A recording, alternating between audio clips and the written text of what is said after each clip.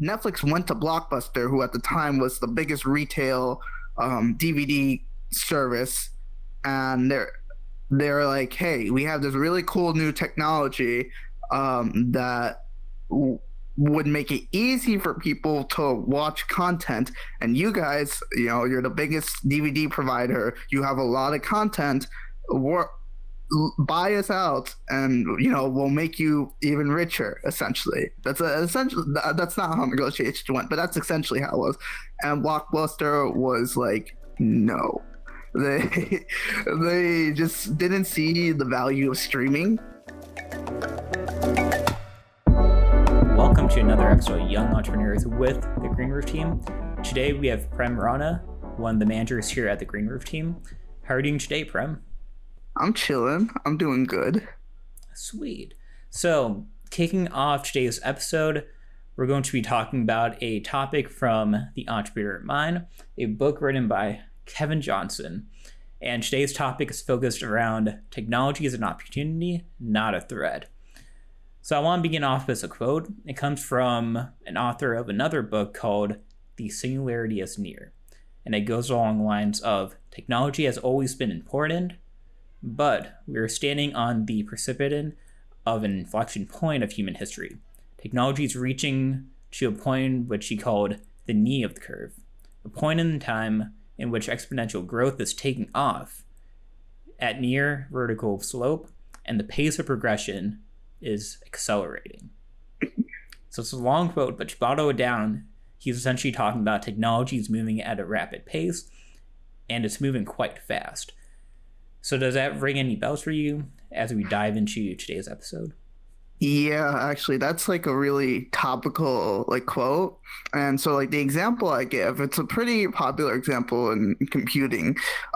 There's this, it's called a law, but it's not really a law. It's called Moore's Law. And so the idea of Moore's Law is essentially the idea that every year we'll double the number of transistors on a circuit or piece of computing software.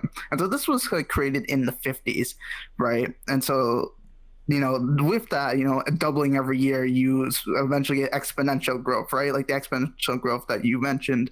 But we're getting to that point now where sort of technology, I don't want to say is stagnating, but it's getting harder to follow that exponential curve because technology is so advanced. Like if you look at the recent iPhones, for example, right? The computing power is still growing, but it's not growing at that exponential path. It's the same with graphics cards in a computer or CPUs. That those power gains, they're growing, but very minimally, I would say. So there's definitely a stagnation point. I don't think we've peaked, and I hope we haven't peaked because that would be bad for business. But I would say that we're reaching a point where it's becoming a lot of the improvements, at least in the computing side, have been much more software based than hardware based. And we're going to probably reach a point where most of the research and development is going to be focused in optimizing code and optimizing software to be super efficient with, the maximum resources that we get. That is until we start mining minerals in space and then find some crazy some crazy material that just quadruples our power, whatever. Nice. Yeah, so do you think right now that stagnation is coming from the hardware side not being able to keep up, so we need to find the solutions on the software side instead? I don't necessarily think it's hardware not able to keep up. I think when you say not able to keep up, it kind of implies that there's a thing that's beating it. But hardware is not necessarily the bottleneck in improvements. Because hardware and software are very hand in hand, and software has very much kept up with hardware. So I don't want to say it's the hardware is not keeping up. It's more of it's going at its own pace, and that pace is just not at the same pace as before. But hardware definitely has. I still think it has a little bit ways to go. I think these companies And I'm talking more on the computing base, but if we, dial it to energy, like renewable energy, we'll go with like wind, for example, and I'll use hardware as like the type of blades that are being made and type of turbines that are being made. I think we posted about this, but there's a turbine that's bladeless that I think was producing like 50% more energy, or is like way more efficient and also fairly cost effective. And so that's a big hardware improvement. But like vertical blades, yeah, I think vertical blades this turn. Yeah, vertical blades, I think most of those improvements have been just adding more and figuring out how to optimize the power generated from more, but it's not necessarily improving like the actual design of the blade. Where like there's been a lot of development in horizontal blades. We've done some of that ourselves, but I would say like in terms of that part, that hardware is very much, at least from what I've read, stagnating somewhat. And so a lot of it now is, if we're on the energy side, the software would be how to utilize that energy that's being generated by those to the most capacity. If like a blade is spinning X amount of times, how do we get 100% of that power from it? And maybe that's not a software thing. Maybe that is a hardware thing, but No, actually, it is a bit of a software also, because you can only do so much on the hardware side. The blades, based on your manufacturing methods, can only be so long. So now a lot of companies are actually looking at when the power comes in, how can you move it as effectively and as efficiently as possible, mostly on the storage side. So how much can you store at a time compared to send off, say, into the grid? Because the more you move it, the more you lose, due to all of the different just like physics stuff, right? yeah, Like the losses. because you can't just transfer power, instantly. It has to go through whatever pipes, or not pipes is the wrong word, but like wires and stuff, right? And there's always forces in play that just hold up some of that power.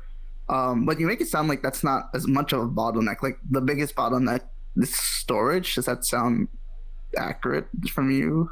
I would say right now in the world, that's the biggest bottleneck, mainly because we have the large grid infrastructure. It's not perfect by any means, but if you can create, say, more microgrids all across, then you can store it without it traveling as far, because you lose X amount for every, like, say, meter you travel across. Mm-hmm. So if you're traveling across the country, you're going to lose a lot of energy that way. But if you instead store at different points, you can avoid losing as much. Okay. So then, okay, I'm gonna kind of turn this on you, but like, talking from the point of today is like making the most out of technology, right? And so if storage is, let's say, some of the bottlenecks, do you think if we were to figure out storage that we would see technological improvements beyond, just the renewable energy thing? Like, do you think that would help propel maybe other sectors?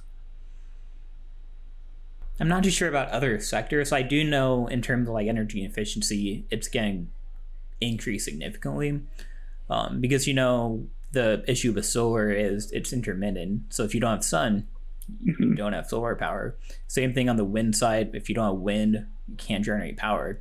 But with that storage side, if you can generate and be able to store when you're at, say, peak demand, and even though you're not using it, you can store it instead and use it during those times where you're not producing, essentially, usually at night.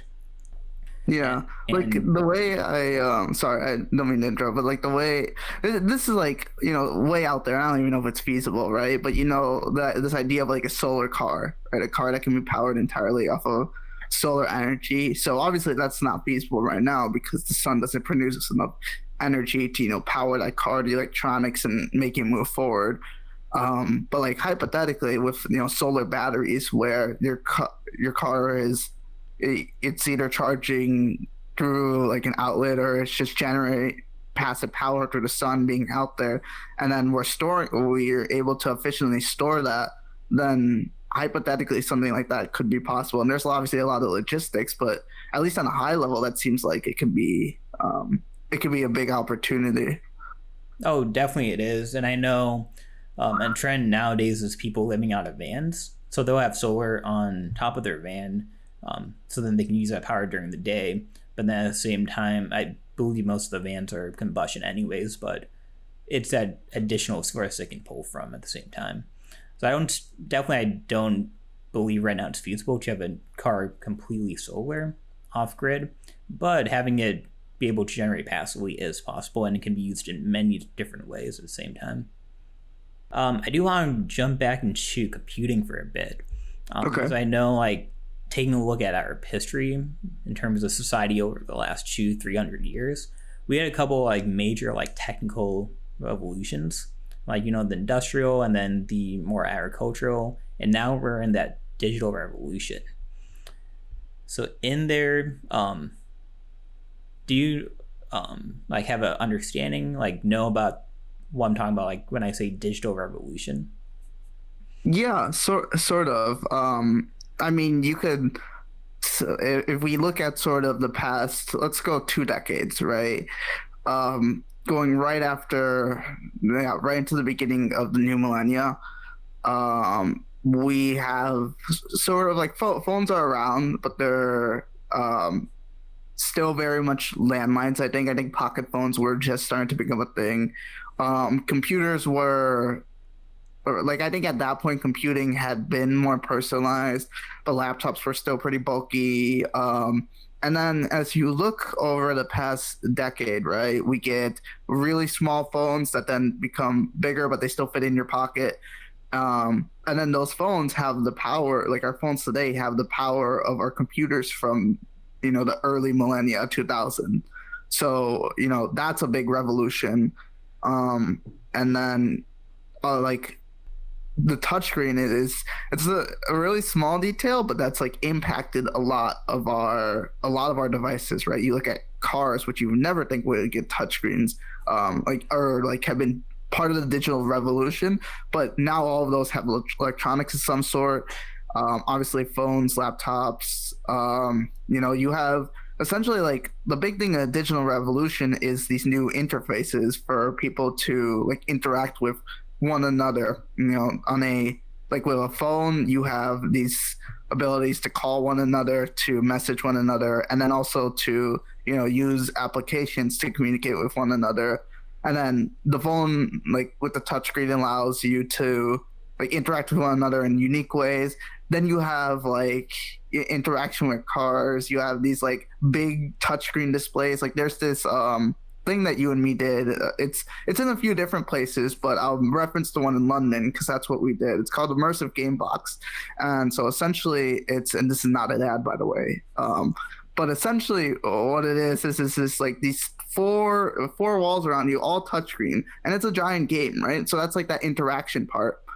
Um, and like, I'm mentioning this because I think a revolution sort of is really changing the status quo, and a lot of, I think the status quo was, the way we communicated and the way we interacted with each other was very much different than we do now. Now it's like we're doing this podcast remotely. That was not feasible 20 years ago, or is it very difficult to do 20 years ago. And so things like that, I would say definitely, like the digital revolution, like, you could easily define this era as the digital revolution, I would say. Mm-hmm. Yeah, definitely. I couldn't agree more that social connectivity, communication speeds, and just being able to work so versatile completely changed the game, was a giant disruptor. Doing a little research, they name like the four main stages in this digital revolution. Okay. Can be broken down into data processing, personal computing, network computing, and now cloud computing. Okay, that's interesting. So like, those are the four parts that are pushing the digital revolution, or the four eras. I believe the eras within the revolution. Okay, that's interesting. I would consider those more like parts that are like, they're each different sectors that are pushing the like digital revolution. I don't think there's one specific era because things kind of happened really fast in conjunction. Like the computing becomes more personalized. It becomes more a household thing. You go from desktop computers to then laptops. Now that computing is powerful enough. Oh, we can fit it in our pocket. So now we have the phone. Oh, the phone is powerful enough. Now more people have access to computing. Okay, what can we do to, connect more of these people? Social media comes in. Hey, now more information is being spread. Now we need to store all that information somewhere. Let's improve storage a lot, so on and so forth. I would say those four eras are definitely, like, not eras, but four parts are really important, but I wouldn't necessarily say they're specific eras because there's not like one part where, like data was like pushing forward everything and like cloud computing was pushing forward everything. Because like cloud computing is a real, I don't want to say it's a new term because it's not really, but people think it's new. Cloud computing has existed since like 2005, probably earlier. I mentioned 2005 because that's when Amazon was founded, and Amazon's like the bookstore, right, at first, and most people know that, but most people don't know that in conjunction with that, Jeff Bezos was also working on AWS and like the Amazon Web Service, and like that cloud computing. Like they were the first to really, I okay, I don't want to say they were the first, but they were the first to really mainstream it, and make it easy for people to get into cloud computing. And that's when the cloud computing, like, I'm gonna use bubble, but it's not like a bubble. Like the fad, that's when it really like skyrocketed. But like that's been around since 2005. And data processing has always been around since like the invention of the computers, I would say, because you need somewhere to store those numbers, and so that's always been ever changing. Networking, you can argue then like the growth of the internet, that's like a phase, but communication has always existed, from like the telephone to fax machines and such, and then now you're communicating via video and all that stuff. So like I guess I wouldn't call them eras, but there's definitely different like parts, and it's not necessarily constricted to a time frame, but more all these things happening in parallel, which have really pushed some like crazy things. Like, if networking was not in the place to where it's wireless, if data processing wasn't able to be condensed down, if like electronics weren't, and processing power as a whole weren't able to be condensed down, then we probably wouldn't have the iPhone, and then smartphones maybe not. Like that trajectory doesn't happen. So like it's all these things happening at once, and then the perfect opportunity and the perfect group of people to know how to utilize all three of those things, then that creates one product, which then pushes the entire thing forward, et cetera, et cetera. I'm using the iPhone as an example, but it's happened with multiple different things, like Tesla and electric cars. They weren't the first to do it, obviously, but they were the first to like mainstream it and make it like a popular thing to do electric vehicles. And now almost most companies, I think, are doing electric vehicles, except Honda. I'm sure they're working on it, but I wanted to get a Honda electric vehicle last year. They don't have it available. Makes me really sad. That was a long rant, but not kind of, yeah. How about, it was great. You covered a lot. One thing I did want to dive more into your rant was, what is AWS? Okay, yeah. So AWS, and this is something I'm really familiar with because it's actually part of my day job. So Amazon Web Services essentially is, think of it like a server hosting website, where there's all these different things. Like you have a computer, and your computer can power certain things, right? So on the computer, let's say you want to play a game like Fortnite, right? Now, your computer, it might be like your computer might be able to handle Fortnite, but try putting Fortnite on a tiny computer like a Raspberry Pi, right? That's not possible. Now, imagine Fortnite becomes twice as possible, like twice as powerful. It needs like quadruple the requirements that you're able to do it, that you're able to power. You can't do that yourself. And so now you need bigger computer and bigger processing to be able to just play Fortnite. That's a weird metaphor, but that's essentially what AWS is. AWS is moving the processing power away from you onto like this cloud, right? And cloud is, a very vague term, but essentially it's virtual. It's like a virtual processing. And so AWS has a lot of different services. The big one being they call it like simple service storage service or something like that. It's called S3. And that allows you to just store files on the cloud. Really simple, like Google Drive, right? But um, it's really unique because it interfaces with um, a lot of different technologies. And I think S3 was one of the first cloud storages, so that's why it's still very popular.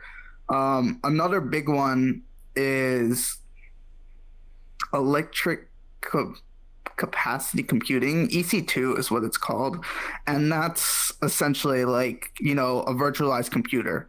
And so the reason why I'm listing specific services, but to go back high level, a reason why AWS is so popular, you'll see in NFL next gen stats powered by AWS. The reason why it's so popular is because since it's virtual, you can you can essentially have unlimited resources, and that's not unlimited is like not you can't have infinite resources, but it's very possible to have like a lot more power than you could initially. And so for let's say you have a big math problem, right? And so by yourself, like in your head, it would take, decades. On a computer, it might take years, like your personal computer. In AWS, it could take 30 minutes. That's like the type of power that we get with AWS. And that's not just AWS, it's Microsoft Azure, Google Cloud, all these different like cloud platforms. They essentially allow processing to be moved into the cloud. And it's really powerful because you can sort of automate, like in our job we use it to automate collecting data and doing processing on it. And that's something that we can't do with a single computer, and it also allows more people to get their hands on it. Like we have a team that works on processing all that data, like creating all that code, and then they're able to get their hands on the code and so on and so forth. So I would say that's like a high level overview of AWS. I'm sure there's a lot of stuff I missed, and if any AWS like gurus are listening to this, they're probably gonna hurt me. But that's essentially at a high level. It's pretty much moving your power away from like your processing needs away from local to the cloud, and being able to like process and store that data, so that way you can instead of having to worry about these technological restrictions. On like one machine, you can just keep creating cool stuff. So basically, you're empowering individuals to do processing and entities to do processing remotely with more power. Yes, essentially. And that's not just like AWS, that's a lot of cloud platforms in general. I kind of described cloud computing in general rather than AWS. Like AWS has a few specific things which I don't really want to dive into because it's a little bit more technical. But it is like AWS was one of the bigger ones and is one of the first ones to really mainstream it, so that's why it's very popular. Nice. Okay. So now continuing the conversation, would you like to take a pivot into more the entrepreneurial side of how technology can be an opportunity instead of a threat? Yeah, I mean, just like right off the bat, like the biggest example, I think the book mentions it, but I'll mention it again, is Netflix. And they don't mention it in the book, but one thing that's really obvious is Blockbuster, right? So Blockbuster, well, from a technological standpoint, Blockbuster had the opportunity to buy Netflix. And for those who are unaware of the story, Netflix at the time, before they became streaming, they were actually mail-in DVD service. I know because my family actually used to do the mail-in DVD service where you would order a DVD online and then you could have it mailed to you. And I think like there's no late fees, which that's what people hated about Blockbuster is the late fees, but there were no late fees. It was just like you ordered the movie and then you can't order any ones until you're done with that, but then you return it and you can get a new one. And so like then they developed the streaming technology, which is now what Netflix is known for. And so that was a big pivot for them. And Netflix went to Blockbuster, who at the time was the biggest retail DVD service, and they're like, hey, we have this really cool new technology that would make it easy for people to watch content. And you guys, you're the biggest DVD provider. You have a lot of content. Buy us out, and we'll make you even richer. Essentially, that's not how negotiations went, but that's essentially how it was. And Blockbuster was like, no, they just didn't see the value of streaming. Which, looking back, we could be like, wow, Blockbuster was really stupid. But it, like, at the time, it definitely was considered a risk because, it's like, are people really going with streaming? You need at the time, you needed a lot of resources. Netflix wasn't very optimized. Like, you needed good internet, and even then, like, you have to then move these DVDs onto a website to store it. So storage costs were an issue. So, like, from Blockbuster's perspective, there's that risk reward, and then so that comes down to then they didn't see that like opportunity where there's obviously risk with opportunities with new technology, any new technology, but they chose to look more at they chose to play it safe essentially, and that's what like with any new technology, there's always going to be pros and cons. And most businesses, if you look at the general business landscape, I feel like play it safe. That's why you have like startups, I think, are the one pushing the innovation forward, and then they just get bought out by big companies. And so, right, like that's why I think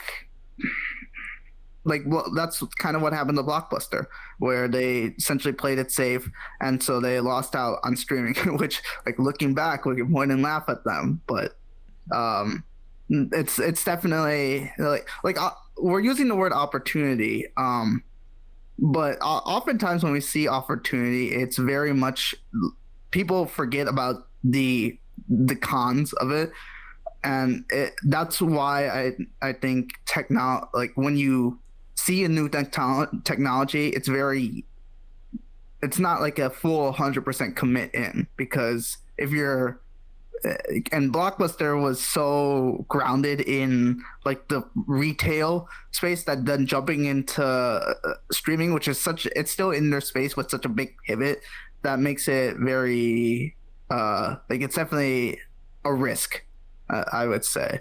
But I make it sound like I'm defending Blockbuster. I'm not, but I'm just kind of playing a little bit of devil's advocate here, I would say.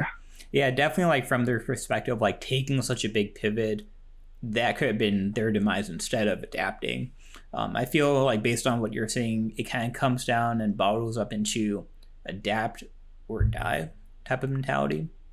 Yes, but I don't want it to be like whenever you see a new technology, you want to adapt. And so I'll make my stance clear in that I think pushing technology, new technology, is very good.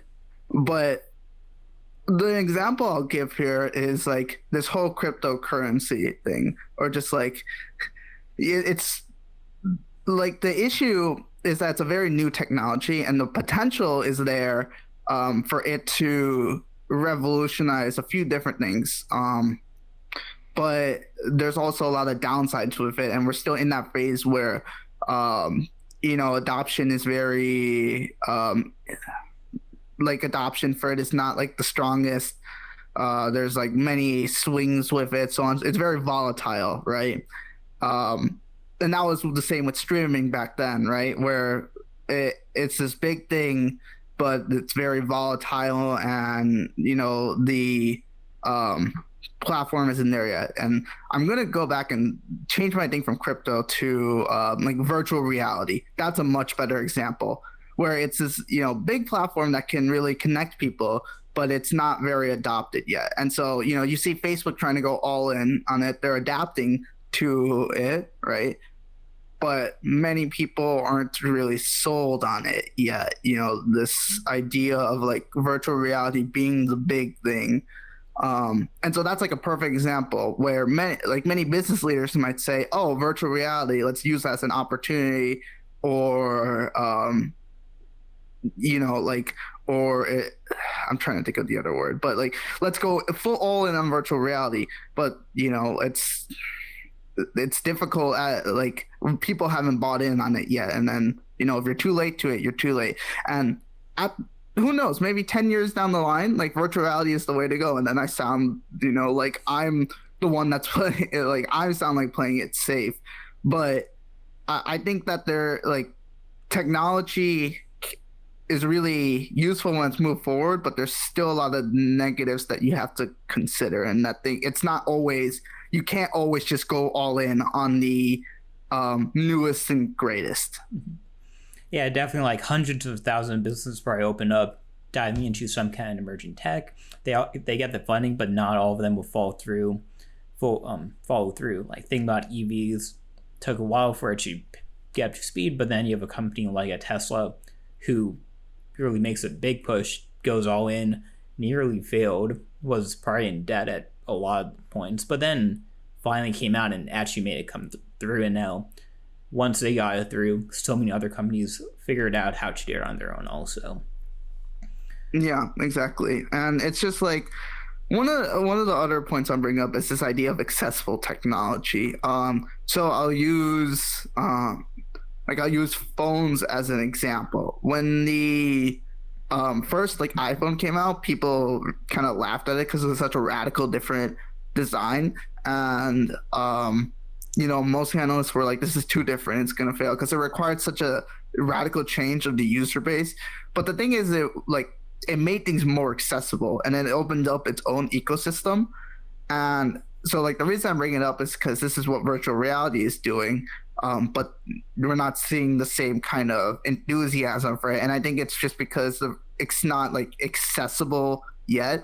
Like, the phone became, it was like the smartphone, quote unquote. And I think I'm using this wrong, but like, not the smartphone, but social media. We'll go with that. The social media became way more accessible because of the phone. And with virtual reality, it's not as accessible because people just don't have the equipment for it. But if people were able to get that in their hands, they would, like, so many people I think would interact with each other online, and that's such a game changer to do things that you can't do in real life. Like, you can explore the ocean with virtual reality, things like that. But it's just not accessible. And so, like, accessible technology, I think, to me, that's like the determining factor of if that's an opportunity worth taking. Because if you can create something that is easy to get in people's hands, then that's going to skyrocket. Like, that's just a fact. Because I think most technologies that people create are really cool, and the concepts of them are really cool. It's just it's not getting in people's hands. And so people aren't able to try it. And a lot of these technologies rely on people. They rely on a lot of people, using it. So, the more accessible things are, then I think that's an opportunity, like, that's worth taking. Cool. So, as we come towards the end of today's episode, Prem, if you had to bottle up maybe 3-5 key points of why a company should go after new company go after new technology, like it being accessible, what would you bottle it down to? Yeah. So I think kind of the three key factors that really would define maybe a technology that's worth going after. First of all, you definitely have to keep an open mind about technology. And I think sort of this book, I've kind of left it unsaid, but this book sort of pushed the idea that a lot of business leaders don't even consider the option of like pursuing new technologies. And that's why I think they fail. If you're not open-minded to these new technologies, then you're stagnating. And I think that perception has changed. Like, I think that has definitely changed. But definitely keeping an open mind is one part of that, of recognizing if this is something worth investigating, and even just investigating it a little bit, that's one way of choosing whether if it's opportunity worth going forward. And then sort of from there, recognizing sort of the key parts of it. Is it accessible? Can we make it work with sort of our business model? How will this really change things?